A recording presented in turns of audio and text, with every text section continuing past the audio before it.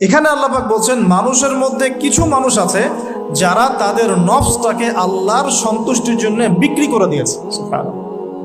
মানে তাদের জীবনের মূল থিমটাই হচ্ছে আল্লাহ পাকের সন্তুষ্টি অর্জন করা। কোনো কিছুকেই তারা আল্লাহর সন্তুষ্টির উপর প্রাধান্য দিবে না।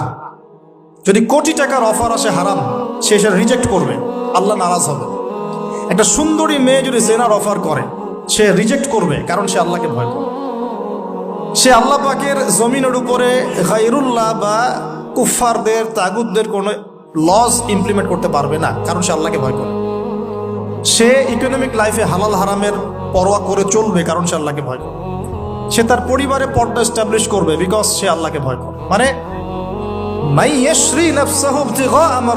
আল্লাহ পাকের সন্তুষ্টির জন্য নিজের নফসটাকে, জান মাল সবকিছুকে বিলিয়ে দিয়েছে। এই মানুষগুলো সম্পর্কে আল্লাহ বলছেন ওয়াল্লাহু রাউফুম বিল ইবাদ। এই মানুষগুলোর প্রতি আল্লাহ পাক রাউফ হবেন, কোমল নরম সফট হয়ে যান। সুবহানাল্লাহ।